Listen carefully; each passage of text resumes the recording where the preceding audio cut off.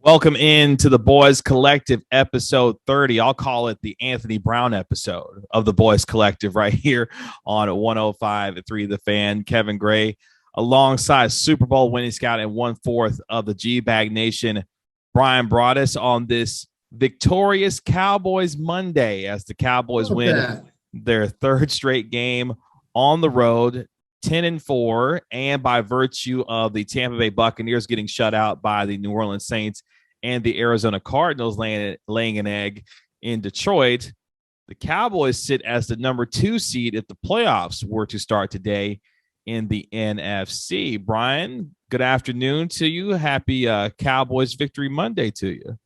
Well, thank you, KG. Happy Cowboys Victory Monday to you. First time since 1969, I think, 3 straight road victories. So a lot of good going on right now in the Dallas Cowboys.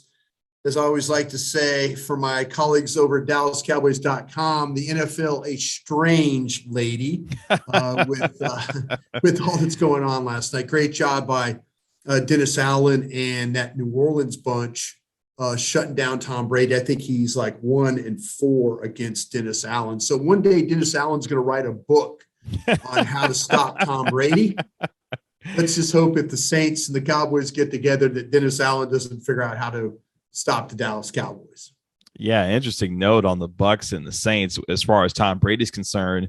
He's 0-4 in the regular season against the New Orleans Saints since joining the NFC South. So that's kind of a weird, interesting note as far as Tampa Bay and the Saints are concerned. But the Cowboys walk into East Rutherford, New Jersey, and walk out with a 21-6 win. This defense forces 4 turnovers for the 3rd consecutive game, and the Cowboys now move to 6-2 on the road this year. Make sure you subscribe to 105.3 The Fan here on YouTube. Also, you can find us on Facebook, Twitter, and Instagram, also at 105.3 The Fan, and, of course, 105.3thefan.com. You can find Bryan on Twitter at Bryan Broaddus. You can find myself on Twitter at Kevin Gray Sports. Let's jump into our Cowboys-Giants recap here as the Dallas Cowboys use a terrific defensive performance, Bryan, to dominate a shorthanded Giants team who have been decimated by COVID and injuries, poor quarterback play, but you give the Dallas Cowboys credit. This defense, particularly DeMarcus Lawrence and others, showed up in a big way in this game to help the Cowboys get their 3rd win on the road in a row as far as beating the Giants on Sunday. Yeah, how about talking about a defensive, really a great defensive performance, and not mentioning Micah Parsons as the first word out of your mouth. But really nice job. And you mentioned the problems that the Giants were facing, but the Cowboys went out there and really took it from defensively from the Giants. The Giants' plan was to run the football, and other than a couple of chunk runs where maybe they didn't have as good as leverage on the outside, they gave up. Booker had a couple, but for the most part, they did the best they could there. And I think that the Cowboys, defensively, when they can win games without us having to really talk about Micah Parsons being a huge factor, I think says a lot about what Dan Quinn and the staff has been able to do to put this thing together. And let's be honest too, Dan Quinn and this group, maybe we said this before, but this is the one side of the ball that has gone without their star players the longest. They have, it wasn't Neville Gallimore in there. It wasn't DeMarcus Lawrence in there. It was safeties playing linebackers playing defensive ends. And, Dan Quinn and this group have figured out, and this is where they're now benefiting from it because, you got guys like, with Randy Gregory playing as well. And, it's a front that is really hard to deal with. You've got some guys on the back end with Diggs, with Lewis, with Brown, the safeties from the dollar store. I mean, these guys are all playing really well together. They have a good plan. They're bought into what Dan Quinn's trying to do. And even when the offense tends to make mistakes or gets 3 and outs, they go back out on the field and they don't say a word. They go out there, it's sudden change, it's a fumble, whatever, and they get stops. That's what they do. And I don't care who the opponent is. I'm not going to sit there and act like that, that it's like, oh, well, it's this guy or that guy. No, you go out there and get stops. The league is hard. It's a hard league to to stop people, especially on defense, because of the way the rules are. And the Cowboys are doing it, better than anybody in the league right now on third down, red zone. Doesn't matter. I mean, these guys, you put them in bad situations, they figure out a way to get out of it. The Dallas Cowboys are tied with the Indianapolis Colts for the most takeaways in the National Football League at 31. The last time the Cowboys had 31 takeaways through 14 games was back in 1987. The Cowboys on the season are a plus 12 in terms of turnover differential.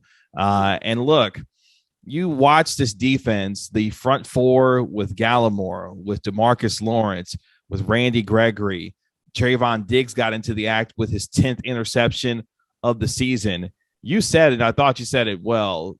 The Cowboys defense doesn't care what this offense does. They don't. They're going to come in there, handle their business, and do what they have to do to try and put this Cowboys offense in the best position to succeed. The Cowboys were able to capitalize off of the 4 turnovers with 15 points, although you would like to have seen more of that from the offense given the amount of red zone opportunities that they had. But that's been the name of the game for this Cowboys team for the most part this season. Take care of their opponent on third down, play well as far as turning over other teams, and more importantly, they've been able to capitalize for the most part when it comes to points off of turnovers. The question that I think a lot of Cowboys fans, because we'll get to the offense here in just a little bit, is the way that the Cowboys defensively are playing right now sustainable given the fact that, look, they're taking away the ball quite a bit, obviously. They're doing well in terms of third down conversion against as far as their opponents are concerned.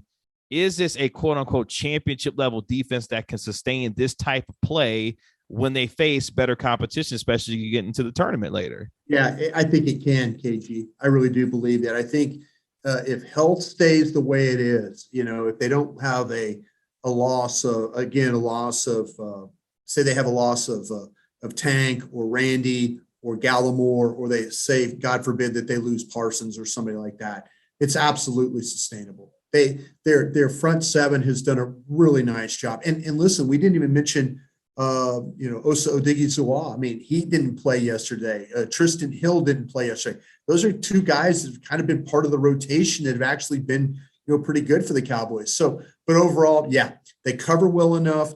They get pressure. They turn you over. They get off the field on third down. Yeah, I mean, I think this is the type of defense that can travel. I really, really do. And like I say, they are such a mindset right now that they don't mind if you have a turnover or you go 3 and out. It doesn't matter to them. They go out there, they've done their jobs. They're playing at a high level. Guys are having success. Look what Tank did yesterday in that football game. Saquon Barkley doesn't fumble the ball, but what happens is Saquon Barkley just puts his arm up, extends the ball a little bit away from his body. Tank, football intelligence, football awareness, boom, straight peanut punch, ball comes out on the ground, and then they're scrambling around to get on top of it. That's what the great thing about this defense is. When you show weakness, they pounce on you. And whether you have bad pass blockers, whether you hold the ball poorly, or whether you throw the ball up for grabs just to try and make a play, this defense is going to make you pay for it. They're well coached on all levels. I just don't see anything. Let's be honest, too. The Kansas City game, and this is what gives me the most hope. Mm-hmm. The Kansas City Chiefs right now are one of the best teams in the NFL. They're a 2-time Super Bowl team. They're coming back around. Their defense is playing better. Dallas Cowboys defensively held them to 3 points. Just think about that. If you had anything on offense that game, you win that football game against the Chiefs. So to me, yes, they've shown it on all different levels. And I really, really, really do like what I've seen from them. And I do think this is sustainable going forward. Just some historical context with respect to the Cowboys and a couple of players, particularly. You mentioned Micah Parsons didn't necessarily have a great game, but I thought the pass breakup that he had on Kenny Golladay, where he was able to read the pick play and get out to cover Golladay, was one of the best plays of the game defensively. The Cowboys are the first team to have a player with at least 10 interceptions and a player with 10 sacks in a season since the 2007 Chargers, when Antonio Cromartie had 10 interceptions and Sean Merriman had 12 and a half sacks. It's crazy to think that they have a team, the Cowboys, with a guy that's got 10 interceptions, but they also have a guy that's got 12 sacks on the season, that may be a defensive player of the year. That just shows you how good that this Dallas Cowboys defense has been as far as especially the second half of the season is concerned. And you started to touch on it with the offense. Okay, red zone wise, still not great. In the second half, only scored a total of 6 points. What did you see? We'll start on the positive side of things on the offense. What positives did you see from this Cowboys offense against the Giants that can be something that they can build upon going forward for the final 3 games of this season? Yeah, they've kind of figured out, though. They figured out a little bit about putting Connor Williams back in at guard. I think it helped them in the running game. I think they figured out a little bit more about, listen, I thought both backs ran the ball well. I really do. And I say well because there were some tough runs that Ezekiel Elliott had that were 3rd down and 1, 3rd and 2 runs, where pile moving runs, knee problems and all, what should have been a 2-yard gain ends up being a 10-yard gain. It's not going to be pretty with Zeke. He's banged up. He's hurting a little bit, but he's going to keep carrying the ball for you as much as you can. Tony Pollard coming back in the lineup is a huge, huge thing for the Cowboys right now. I just think there's so many things you could do with him, tossing him the ball, handing him the ball, throwing him the ball. All these things are such a positive thing because of what he could do in space. He just, I was talking with some people on the bus last night on the way home, and they were going to the airport. And I said, hey, how was TP after the game? And my guy says, no, all good there. So, I'm sure he's going to be sore today, but, they need to manage this. I mean, if it means him not practicing and just showing up every week and playing games, but he's going to be your bell cow here. I don't think it's going to be Ezekiel Elliott. I think the difference in these games are going to be Tony Pollard's ability to make those slashing, gashing runs that he is able to do. That was very positive to me on that aspect. I think the Giants have got some good players, especially inside up front. I think the Cowboys did a good job of blocking their front, and so I was really, really, I was good to see, Dalton Schultz get back on track. I know there was a couple of games where he had not been as prevalent in the offense, and to see him, every target to him seems to be a good play. So, I was really, really happy about that. I didn't think Dak played all that poorly. I think where Dak, the numbers, 213 yards, so say he didn't play well. But if you look at the numbers, I think the numbers are fine as far as the attempts and completions. I think they got a little greedy on the play that he fumbled on. And that's 2 weeks in a row that maybe they should have been running the ball, at the end of a football game. Instead, they're throwing the ball and then it turns into a mistake. So, maybe lessons learned from Kellen Moore in that particular time. But I just think overall, like I say, the running game, Dalton Schultz, and then Dak, the yards weren't there, but, there's some drops along the way that probably could have helped it. Couple of numbers on that with respect to the Cowboys running game. This is the 3rd game in a row they've had over 100 yards on the ground in this game, a total of 30 carries for 125 yards. Tony Pollard specifically, 12 carries for 74 yards in the game as he continues to deal with the torn plantar fascia in the game. Dak Prescott going 28 of 37 for 217 yards and the 1 touchdown pass that he had to Dalton Schultz. And it was interesting because as you watched the game unfold, what struck me was the very first play of the game, and it may be, unnoticed by some, but it was a 3-step drop, and Prescott got the completion to Gallup. I was like, okay, well, maybe they're going to try to do some things to kind of pick up some tempo to maybe get him into some better rhythm. You saw some different things in terms of, Connor McGovern with the Hulk package, trying to do some of the things that they had been previously doing. While the offense still felt a little bit off, there were some drops by CeeDee Lamb in this game. There were a couple big plays that they may have missed. Dak Prescott underthrew a ball that could have been a big play. A touchdown, yeah, exactly. To Gallup down the sideline. I felt a little bit better about some of the things that they were able to be doing, especially as you mentioned with the offensive line, feeling a little bit more stabilized with Connor Williams being back into the lineup. How much more stabilized this offensive line can be is going to be important as Tyron Smith continues to deal, with the ankle injury. As far as his game is concerned, the Dallas Cowboys came out of the game relatively unscathed as far as the injury front is concerned. What about Tyron Smith as far as his availability and what that could look like going forward for the Cowboys? It's funny you're asking that because I just was looking down at my phone here because I reached out to somebody in the organization about, Tyron Smith availability and plan, and I haven't heard anything back as we do this. So maybe as we get going here, we'll figure that out. But yeah, I mean, they obviously felt like that they needed to do something with Steele and Nsicky on that edge. They rotated those guys. So that was something that you kind of felt like, okay, well, they feel like that maybe Nsicky a little bit better pass blocker there, and, they saw that in the previous week. So I just, again, we're going to go to week 16 and this offensive line is probably going to be in flux again. I would say that's going to be, if you could get Tyron Smith back, maybe you find a way. I don't know. It might be hard, but if you could buy him one more week, can you buy him one more week and get him ready for the Arizona, the Philadelphia, and those games? I mean, it's tough, but it seems like every time that Tyron Smith gets hurt, it's a 2 to 3 game miss. And, but again, I just was looking down at my phone to see if I had any updates there, and I have not. But maybe as we kind of work along here, we'll figure that out. It's interesting because the Cowboys are going to be playing a Washington football team on Sunday Night Football. That's going to be coming off a very short week. They play on Tuesday, which means they will only have 4 or 5 days of preparation to get ready to take on the Cowboys on Sunday Night Football. Meanwhile, the Cowboys are going to be obviously on a normal schedule, given the fact that they have been able to get back on that normal schedule after playing, 3 games in 12 days. That really, I think, took a toll on this team as far as their health is concerned. They didn't get to practice, and I think that might some of the offensive issues. I mean, I think you have to practice plays, but Mike McCarthy is all about the health of his football team. And if you look around the league, it is one of the healthier teams, so maybe there's something to that with Mike McCarthy and that kind of stuff. Dallas recorded 4 takeaways in 3 straight games for the 9th time in team history and the first time since 1994. Again, some historical perspective on this Dallas Cowboys defense. DeMarcus Lawrence, I thought, played his best game of the season, obviously having come back, and what he's been able to do the first couple of games, he's continued to play well as far as that's concerned. What has impressed you most about DeMarcus Lawrence and his play 3 games back? Played well against New Orleans, played well against Washington, but really turned things up and set the tone for the Cowboys on Sunday against the Giants.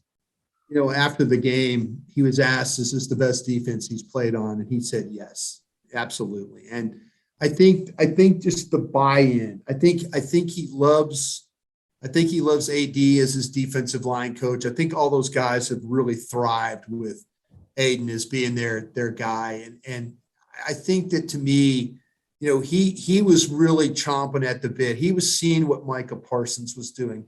It was very much reminded me of 2016 with Bryan and Jason Witten and those guys when they saw that Dak and Zeke came in and they brought so much energy to the offense. And, these veteran defensive guys are like looking at Micah Parsons and they're saying, wow, this kid brings so much to the game. And so, you want to be out there. You want to be playing. You want to be the guy that's making plays behind the line of scrimmage. You want to be the guy that's rushing the passer. You want to be the guy that every time that you get a one-on-one matchup that you find a way to win. I mean, hey, Tank Lawrence has been waiting a long time to get an opportunity to be just matched up one-on-one. Teams can't sit there and say, oh, we can slide protection to Tank. Because if you do, you're going to give it up to Micah. You're going to give it up to Randy. You're going to give it up to Neville Gallimore. You're going to give it up to one of these guys. So it is a really a nice time for Tank Lawrence. His body is healthy and fresh. I mean, he played week 1, and then we didn't see him for a long, long time. And so, physically he's in a good state. Mentally, he's probably in a really good state.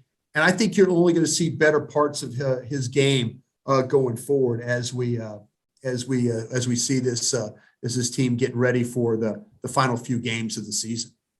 That gets us to our stars of the game, and I'm going to go right there with DeMarcus Lawrence. The way that he played set the tone at the beginning of the game, getting the pressure and the hit on Mike Glennon, causing the interception that Jordan Lewis was able to corral. That set up a 13-yard touchdown run by Ezekiel Elliott 2 plays later. that really set the tone defensively on how they were going to get after the New York Football Giants. And DeMarcus Lawrence was able to do that and was able to do so throughout the football game. You mentioned the punch out of Saquon Barkley as far as knocking the ball out was concerned, a fumble recovery by Carlos Watkins. This defense is playing off of one another in an infectious type of way that will continue, I think, to manifest itself as the rest of the season goes on. That is going to be important for this team to really continue to establish what they need to do going forward to play the kind of complementary football that they expect to play on both sides of the ball.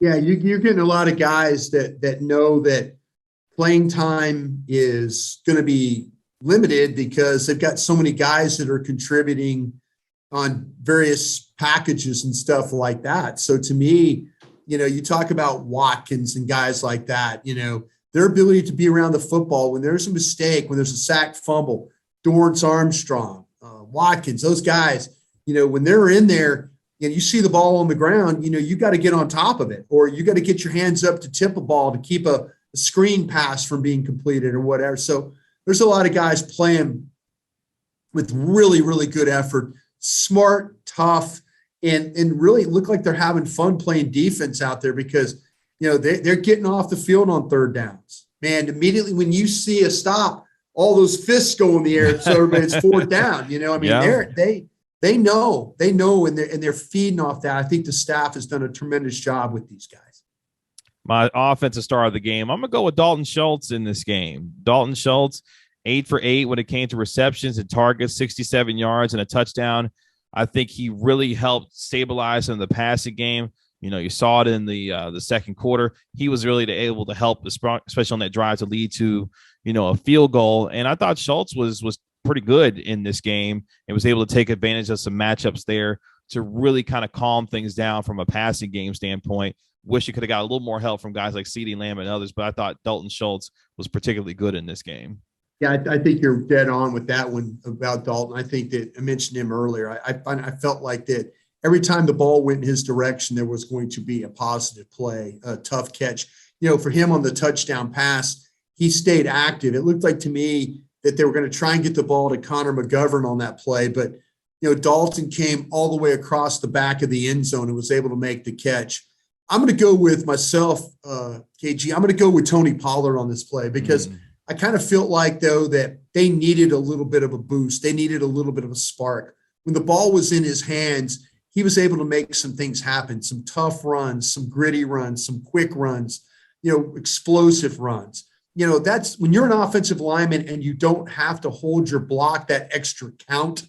With Zeke, you might have to hold it now extra count and then, and then release. But with Tony, it's like, boom, initial hit, ball's passed, and there you go up the field. So I really like what Pollard brought to them in the running game. I think he helps the offensive line. I think he helps Dak Prescott a lot.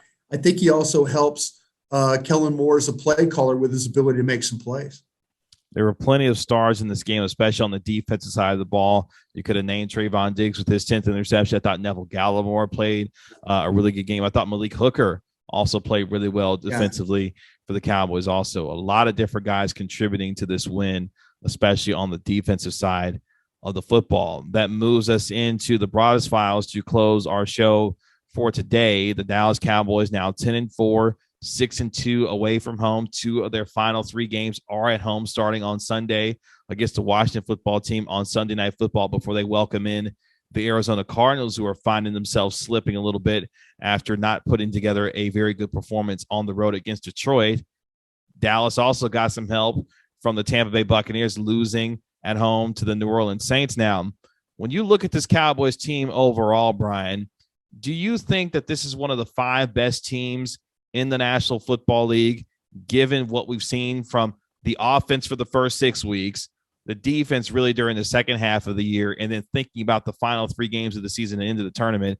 Is this one of the 5 best teams in the NFL right now in the Cowboys? It is KG. It is one of the best 5 teams. And even with the offensive struggles, my hope is that things will come around. I'm hopeful that Mike McCarthy and Ben McAdoo and Doug Nussmeier can kind of help Kellen Moore, kind of find his way a little bit better. I think they need a good offensive explosion.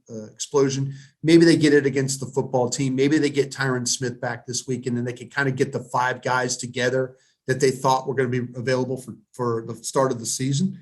But I do feel like they are. And this is where they're at right now. They're sitting in that 2nd seed. Win this thing out. Now, we'll see what happens with Philadelphia at the very end. There might be a situation where, but if they could just win this thing out, and stay in that 2 hole, that means they would draw the 7th seed. Who is that? Is that Minnesota, San Francisco, football team? I don't know. I mean, just take your pick, whoever you want to put in the 7th hole. The Saints, you would much rather probably have that to face than either having to play the Cardinals or the Rams in the first round. Give me one of those teams that, but there's some teams that are going to have to fight and struggle to get into this thing, but give me that home game and then I'll take my chances from then on. But to answer your question, yeah, absolutely. I think this is one of the best 5 teams in the National Football League. If the playoffs were to start today, the Cowboys as the 2 seed would face the New Orleans Saints as the 7 seed as things currently stand right now. And what's ironic is if the Cowboys win out their final 3 games, they will finish no lower than the 2 seed. And they have a real opportunity to do that. Right. And we'll see what happens with Green Bay at the top there as they are 11-3, 8-2 in the conference right now. Green Bay's got an interesting path, and the Ravens tried to help you yesterday, but Green Bay's got an interesting path because they've got Cleveland on Christmas, Minnesota, then Detroit. Detroit is not going to roll over. Detroit is not going to roll over. I'm just telling you that right now. They believe they kind of see themselves as Purdue knocking off number 2 Iowa and knocking off number 3 Michigan State. They see themselves as trying to go into the offseason, on a high. And that's important to them. Minnesota's fighting for a playoff spot. Cleveland fighting for a playoff spot. You're playing opponents too that are fighting for playoff spots too, but 2 of your next 3 are at home. So take care of that business. And then you never know. I personally feel like that the Super Bowl is going through Lambeau. I just do. I thought that even before they played yesterday, but you never know. Cleveland's pass rush could be tough on Green Bay. Minnesota, you never know. Minnesota plays a weird brand of football the way they've already beaten Green Bay once already. Yeah, you just never know. You just never know. So yeah, to me, I'm if you're a Cowboy fan, just buckle up and just win all these games. Find a way to win all these games, and then play that 7th seed, and maybe you might get lucky. Maybe you might be lucky somehow steal the 1 on the last week of the season. But hopefully, like I say, you're playing the 6th or you're playing the 6th or 7th seed. I think would be the best thing to go through right now. This Cowboys team has a golden opportunity in front of them in the wackiness of the NFL this season. If you win your final 3 games, you never know what may happen just in front of you with the Green Bay Packers. But the biggest thing is the Cowboys control their own destiny as finishing as high as the 2 seed in the NFC, and who knows what happens from there. But the Cowboys get a 21-6 win over the New York Giants. They are now 10-4, 6-2 away from AT&T Stadium. They now are home for the next 2 games as they take on the Washington football team on Sunday Night Football. Then they take on the Arizona Cardinals in the America game of the week at 3:25 in a couple of weeks after the new year begins. So buckle up, Cowboys fans. It's going to be a fun ride for the final 3 games of this season. You can find Bryan on Twitter at Bryan Broaddus. You can find me on Twitter at Kevin Gray Sports. This has been another episode of the Boys Collective, episode 30 right here on 105.3 The Fan here on YouTube. Bryan, as always, sincerely appreciate the time and look forward to talk to you on Wednesday, sir. Great, KG. Thank you, man. Appreciate it.